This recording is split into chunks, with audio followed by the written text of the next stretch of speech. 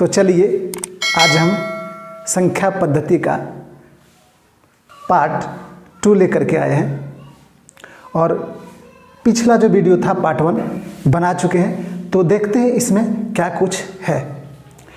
कुछ सवाल जैसे कि आप देख रहे हैं, 0 सम संख्या है या विषम संख्या।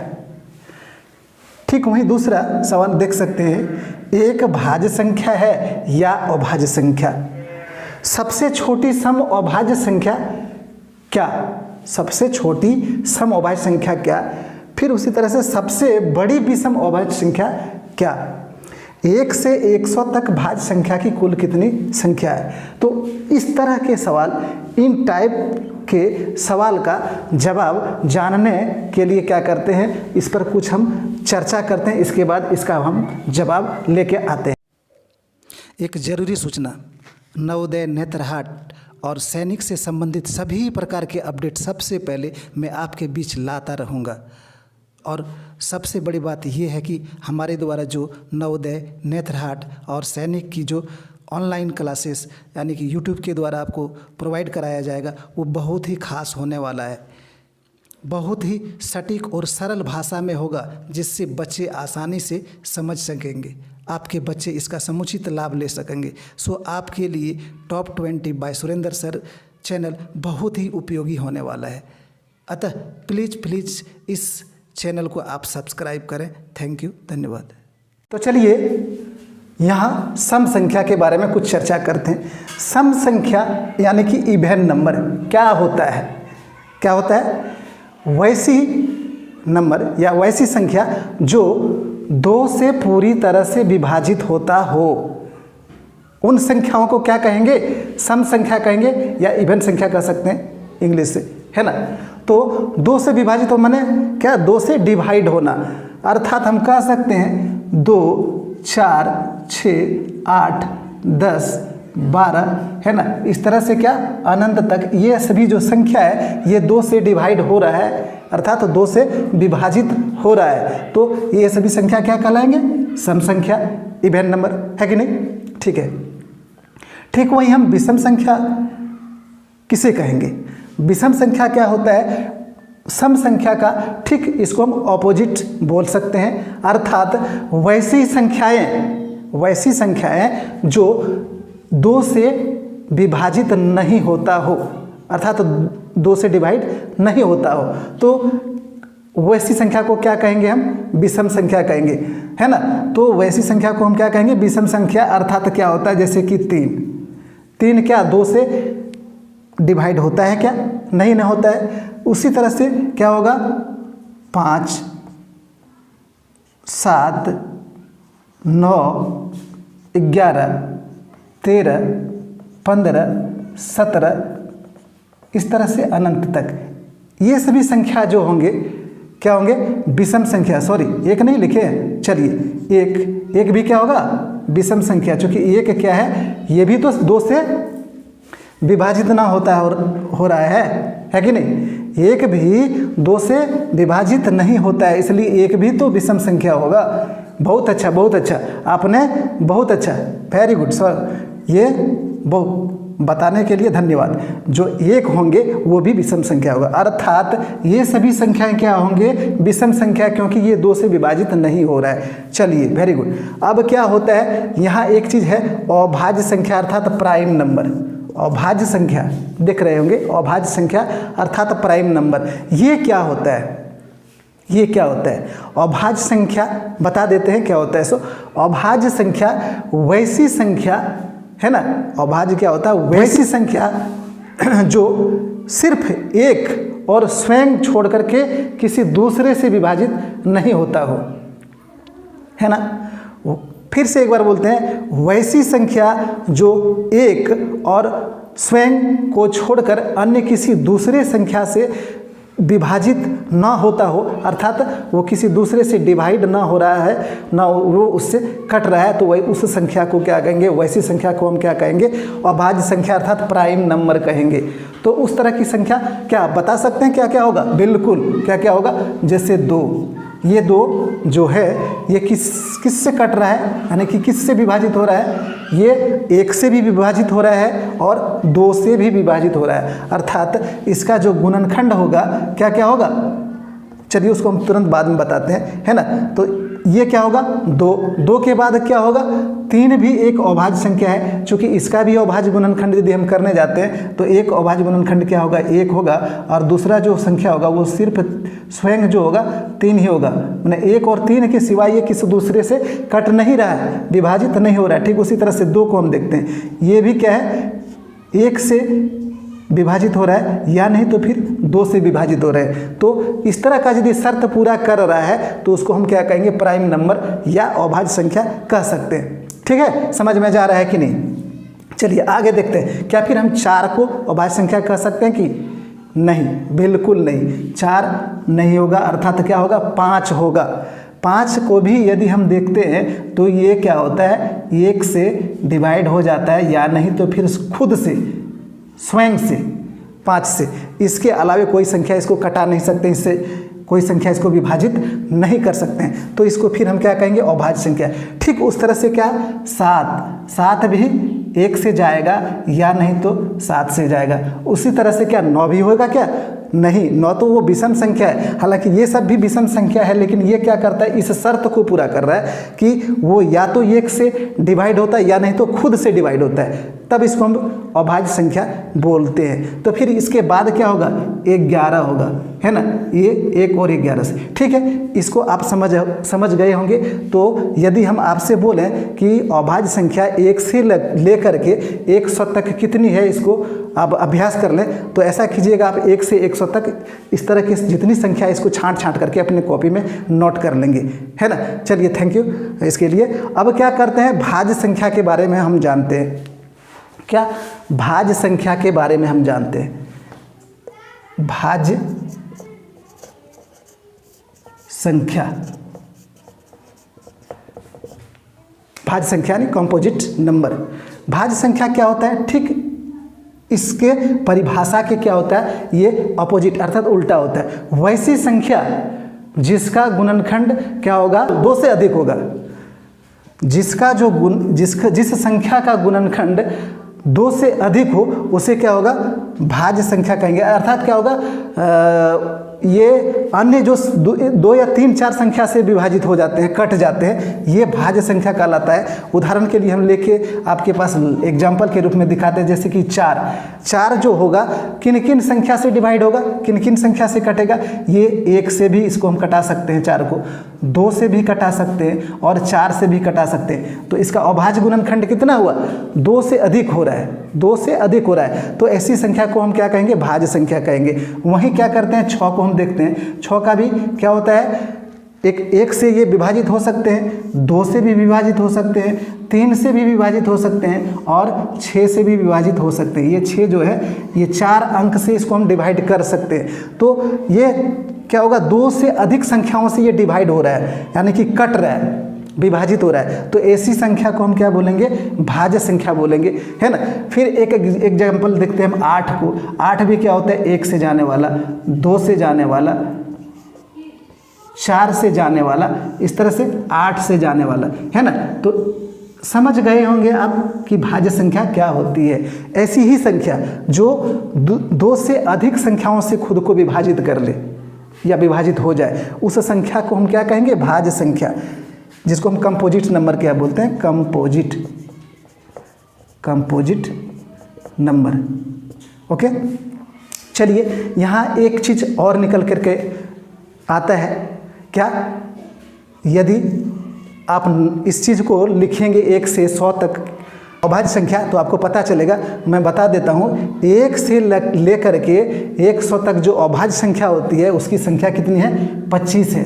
कुल 25 ऐसी संख्या निकलेंगे जो अभाज्य संख्या होंगे। क्या होंगे अभाज्य संख्या। कुल कितने 25 संख्या ऐसी निकलेंगे जो अभाज्य संख्या होंगी। तो फिर यहाँ हम कह सकते हैं यदि 25 अभाज्य संख्या है 1 से लेके 100 तक, ऐसी कुल संख्या 25 है, तो इसमें भाज्य संख्या की कुल संख्या कितने होंगे, इसको हम नेक्स्ट तुरंत इसको लेके आते हैं। तो आप अभाज्य संख्या और भाज्य संख्या को शायद समझ चुके हैं। तो चलिए, भाज्य संख्या को हम कुछ और अन्य नाम से भी जानते हैं, इस चीज़ को भी जान लीजिए, है ना। अभाज्य संख्या, अभाज्य संख्या को क्या होता है, एक अन्य और भी नाम है जिसको हम क्या कहते हैं, रूढ़ संख्या। रूढ़ संख्या, इसे इसलिए आपको बताया जा रहा है ताकि आप एक नाम से जाएं परीक्षा में तो क्या होगा, दिक्कत हो सकता है, इसलिए दोनों नाम याद रखेंगे। ये दोनों एक ही चीज़ को बोला जाता है ना। चूँकि आप अभाज्य संख्या समझ चुके हैं तो उसी को क्या होता है, रूढ़ संख्या बोला जाता है। ठीक उसी तरह से क्या होता है, भाज्य संख्या, इसे नोट कर लेंगे, भाज्य संख्या। भाज्य संख्या, भाज्य संख्या को भी एक नाम, दूसरे नाम से जाने जाते हैं, है ना। क्या बोलते हैं उसको, यौगिक संख्या। क्या, यौगिक संख्या। ओके, इसे भी नोट कर लें। ठीक है, अब अगला चीज़ हम क्या करते हैं, आपको बताने वाले हैं। यदि आप अभाज्य समझ गए हैं और भाज्य समझ गए हैं तो एक बहुत क्या कह सकते, विशिष्ट चीज़, यति महत्वपूर्ण उसको कह सकते हैं, एक होता है सह अभाज्य संख्या। सह अभाज्य संख्या, शायद शब्दकोश से आपको पता चल गया हो, इसको को प्राइम नंबर कहते हैं, को प्राइम नंबर। सह अभाज्य संख्या क्या है, इसके बारे में थोड़ा चर्चा करते हैं। तो हम यहाँ इसको ऐसे कह सकते हैं कि वैसी संख्या युग्म जिनका, वैसी संख्या युग्म जिनका क्या होगा, मौस 1 हो तो उन्हें हम क्या कह सकते हैं, सह अभाज्य संख्या कह सकते हैं। यहाँ इस चीज़ को ये नहीं समझ लेना कि साथ 2 गो अभाज्य संख्या रहे तो उसको हम सह अभाज्य संख्या कहेंगे, बिल्कुल उसको भी कहेंगे, लेकिन उसके साथ क्या शर्त है कि वैसी संख्या युग्म 2 संख्या रहे या 3 संख्या रहे और उसका मौसो यदि हम निकालते हैं और मौसो 1 आता हो तो वो क्या होगा, सह अभाज्य संख्याएं कहलाएगी। उदाहरण के लिए जैसे कि हम 5 और 8 लेते हैं, क्या ये सह अभाज्य संख्या होंगे या नहीं होंगे, है ना। बिल्कुल ये सहभाज्य संख्या होंगे, इसलिए होंगे क्योंकि इसका यदि हम मौसो निकालते हैं, है ना, तो क्या होता है, वो 1 निकल करके आता है। यदि आप मौसो नहीं जान रहे हैं तो एक चीज़ हम आपको और बता देना चाहते हैं, क्या कि इसका जो गुणनखंड है और इसका जो गुणनखंड है वो सार्वनिष्ठ गुणनखंड, उभयनिष्ठ गुणनखंड जिसका 1 आता हो वही इसका मौसो है ना। जैसे कि इसका गुणनखंड क्या होगा, 5 का 1 और 5 होगा। उसी तरह से 8 का गुणनखंड क्या क्या होगा, 1 होगा, है ना, 1 होगा, 2 होगा, 4 होगा और 8 हो सकता है, इस तरह से। तो इस दोनों में से, इस दोनों के गुणनखंड में से हम बोलेंगे कि उभयनिष्ठ गुणनखंड क्या है। तो उभयनिष्ठ का मतलब क्या होता है, जो दोनों में मिला हुआ होना चाहिए। तो दोनों का उभयनिष्ठ गुणनखंड क्या होता है भैया, 1 होता है ना बच्चों, क्या होता है 1। अर्थात क्या होगा, यही 1 यदि या रहा हो, है ना, संख्या युग्म से निकल करके, तो ये समझ लेना कि सह अभाज्य संख्या है। ये बहुत छोटा कह सकते हैं इसको, लेकिन बहुत बड़ी मार करते हैं, इसलिए इसको बढ़िया तरह से समझ लेंगे। तो ये क्या है, ये सह अभाज्य संख्या कहलाते हैं यदि उसका मौसो या गुणनखंड जो है वो उभयनिष्ठ गुणनखंड जो है निकल करके 1 आता हो तो क्या कह सकते हैं हम, सह अभाज्य संख्या। ठीक उसी तरह से हम दूसरा एक उदाहरण लेके दिखाते हैं, है ना। 7 और 12, इसका उभयनिष्ठ गुणनखंड क्या होगा देखते हैं।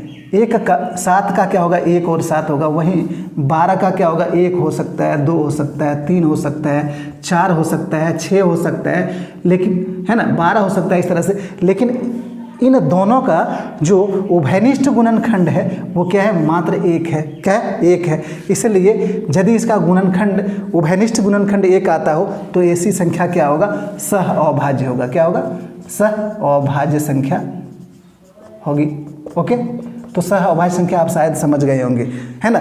चलिए अब इसके बाद हम अगला लेके चलते हैं।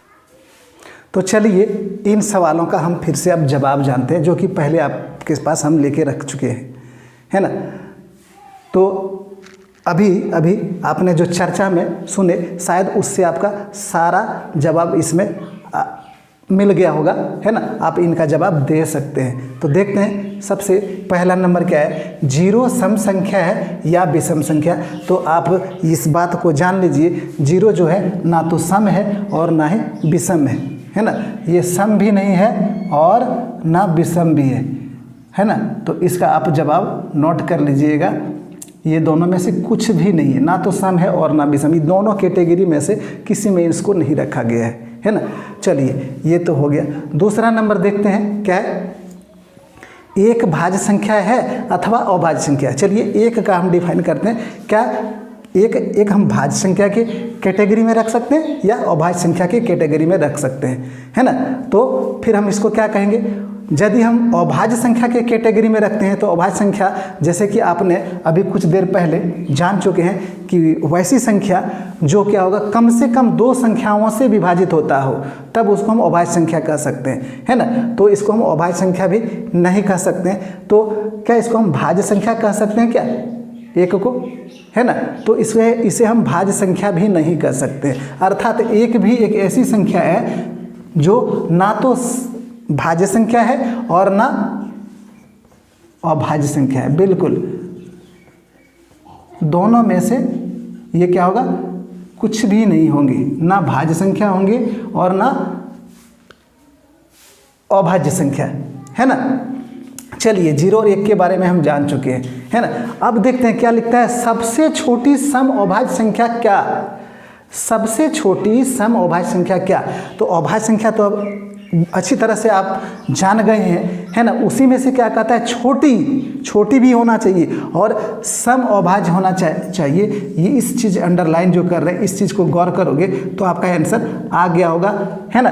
क्या आ गया होगा, सम अभाज्य संख्या, अर्थात क्या होगा, वो सम भी होना चाहिए और छोटी भी होना चाहिए और अभाज्य, है ना। तो दो ऐसी ही संख्या है जो अभाज्य संख्या है और सम भी सम संख्या है और सबसे छोटी संख्या है, अर्थात इसका आंसर क्या होगा, 2 होगा, है ना। सबसे छोटी सम अभाज्य संख्या।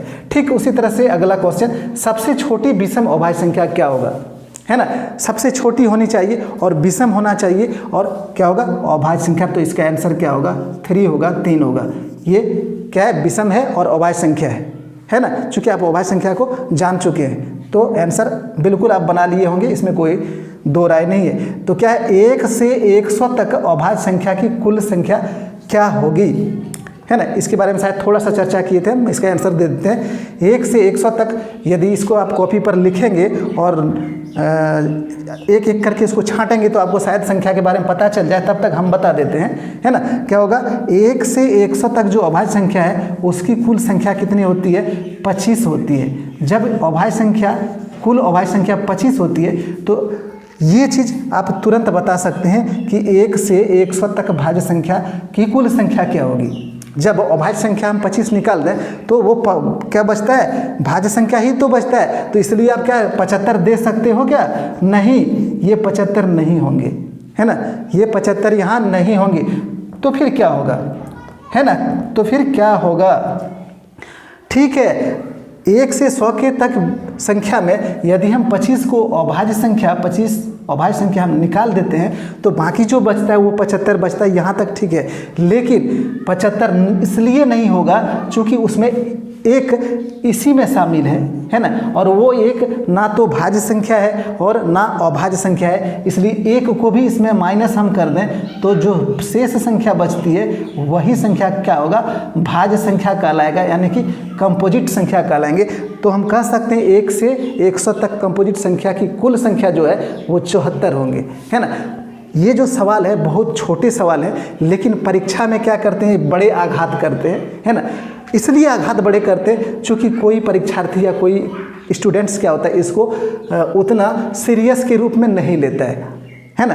तो आपसे मेरा ये क्या होगा, एक चीज़ आग्रह होगा कि इसको अच्छी तरह से पढ़ लें, 1-2 बार देख लें तो परीक्षा में ये कभी भूलने वाला और कभी आपको धोखा देने वाला नहीं होगा। तो आराम से इससे 2-3 क्वेश्चन आते हैं जो कि आराम से आप कर लेंगे, है ना। चलिए इसका अगला पार्ट हम नेक्स्ट लेके आएंगे, तब तक थैंक यू, धन्यवाद।